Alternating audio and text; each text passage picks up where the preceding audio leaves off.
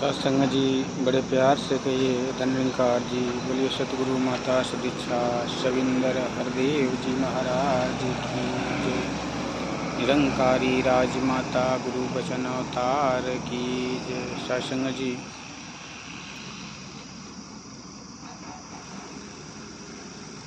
ज्ञान क्यों जरूरी है, दास इस पे विचार रखेगा। ब्रह्म ज्ञान, ज्ञान तो बहुत सारे ज्ञान हैं संसार में, लेकिन ब्रह्म ज्ञान एक दुर्लभ ज्ञान है, जिसे कहते हैं कि रिश्ते नाते बहु मिले 184 माह। रिश्ते नाते बहु मिले 184 माह, सच्चा सतगुरु न मिले तो पकड़ निकाले बाँह। सत्संग जी मानव जीवन की जो जर्नी है सत्संग जी, एक छोटी सी यात्रा है, छोटा सा पड़ाव है, जिसे अगर उदाहरण के तौर पर समझे सत्संग जी तो कोई ट्रेन या प्लेन तो नहीं आएगा सत्संग जी। ट्रेन की अगर बात लें तो उसका 2 ही गंतव्य स्थान होता है, एक जहाँ से स्टार्ट होती है और एक जहाँ पे पहुँच के रुकती है, लास्ट स्टॉप। उसके बीच में सत्संग जी अगर देखें तो बहुत सारे स्टॉपेज होते हैं छोटे बड़े, जहाँ पे वो रुकती है, लेकिन वहाँ पे उसका अंतिम पड़ाव नहीं होता। ठीक इसी प्रकार सत्संग जी आत्मा का सफ़र भी है, परमात्मा से शुरू होता है और परमात्मा तक ही ख़त्म होता है।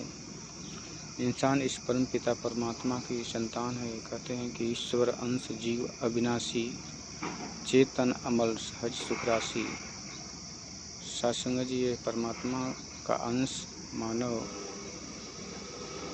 क्यों इस परमात्मा से दूर हुआ, दास ये तो नहीं जान सकता, लेकिन अब परमात्मा में इसको विलीन होना, आत्मा को मिल जाना ही मुक्ति कहलाता है।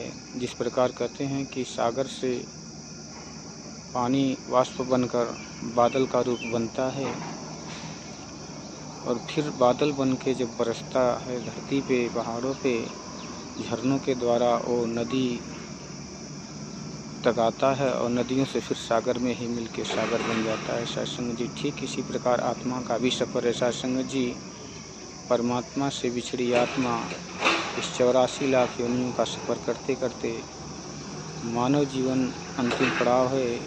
इस मानव जीवन को पाके परमात्मा में जब मिल जाती है तब इस आत्मा का विश्राम मिलता है, आराम मिलता है। सत्संग जी बाकी जीवों के अंदर देखें तो श्रेणियों के अंदर 84 लाख योनियों में बार बार जन्म, बार बार मरण ये निरंतर चलता रहता है। सत्संग जी कर्मों के द्वारा गीता भी कहती है कि जैसा कर्म करेगा वैसा फल देगा भगवान, ये है गीता का ज्ञान। रामायण भी कहती है कि जैसी करनी वैसी भरनी, कि कर्म प्रधान विश्व करी राखा, जो जस करें सो तस फल चाखा। सत्संग जी ये चौपाई समा है, लेकिन इसी रामायण में एक और भी चौपाई आती है सत्संग जी, सन्मुख हो ही जीव मही जबहि, जन्म कोट अगनाशन तबहि। सत्संग जी ये चौपाई ये दर्शाती है कि हमें कर्मों का फल तो भोगना ही पड़ता है, लेकिन जब आत्मा परमात्मा के सन्मुख हो जाती है, दास पिछली वीडियो में बताया है विचारों में कि दर्शन क्यों परमात्मा का जरूरी है, इसीलिए ज़रूरी होता है सत्संग जी की परम पिता परमात्मा सब तेरी संतान, ये सभी जीव परम पिता परमात्मा के ही हैं। चर हो चराचर हो, सभी ये परमात्मा के ही बनाए हुए हैं। इसलिए परम पिता परमात्मा को जानना, साक्षात्कार करना ज़रूरी होता है। क्योंकि जब जिस प्रकार कहीं मार्ग में सत्संग जी अगर हम जा रहे होते हैं, अनजान मार्ग में अपने घर से दूर चले जाते हैं और कभी कभी जीवन में ऐसा भी हो जाता है कि हम मार्ग भटक जाते हैं, भूल जाते हैं, और जब भूल जाते हैं तो दिमाग काम नहीं करता, समय भी व्यर्थ जाता है और परेशानियों का सामना भी करना पड़ता है। वहाँ से ना तो हम अपनी मंजिल पे जा पाते हैं, ना वापस लौट पाते हैं। ऐसा भी जीवन में कई बार घटनाएं घटती हैं। अब वहाँ से निकलने का एक ही रास्ता है कि हमें किसी भी जानकार आदमी से पूछना पड़ेगा, जो वहाँ के विषय में अच्छी प्रकार से जानता हो।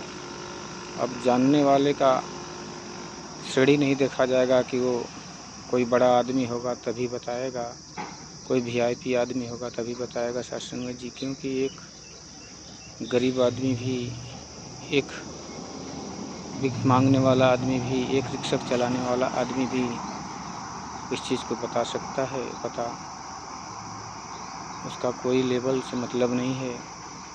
अगर उससे हम पूछ लेते हैं और सटीक रास्ता बता देता है कि आपको जहाँ जाना है, ये मार्ग आपको सीधे वहाँ तक लेके चला जाएगा सत्संग जी। और हम आसानी से समय भी बच जाती है और अपनी मंजिल पर पहुँच भी जाते हैं सत्संग जी। ठीक इसी प्रकार सत्संग जी ये 84 लाख योनियों में मानव भ्रम भुलेखों में फंसा हुआ है, इसी चक्र में घूम रहा है। जब तक इस जानने वाले को पकड़ नहीं लेगा तब तक इससे मुक्ति पाना संभव नहीं है सत्संग जी। जानने वाला कौन है?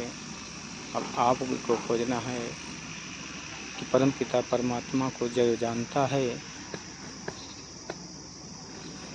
अवतार वाणी में आता भी है, हरदेव वाणी में, कि प्रभु को जो जाने हैं बंदे उसकी बात को मान जरा, कहे अवतार रमे राम के पहचान जरा सत्संग जी। ऐसे शब्द हैं कि जो इसको जानता है उससे हमें प्रेम करना होगा, उससे लगाव करना होगा, उससे प्रश्न करना होगा, तब जाके हमें इस भ्रांतियों से छुटकारा मिलेगा सत्संग जी। अन्यथा हमारे जो कर्म है, हमारे जो पूजा है व्यर्थ में चली जाएगी और परमात्मा की पूजा संभव नहीं है, क्योंकि परमात्मा किसी पदार्थ का भूखा नहीं है सत्संग जी। इसलिए ये तो हमारे मन की अवस्था होती है, हम चाहे उसे प्रसाद रूप में जो भी चढ़ा दें, परमात्मा को किसी प्रसाद की, किसी फूल की, किसी धूप की जरूरत नहीं पड़ती सत्संग जी। प्यार से कहे धन्यवाद।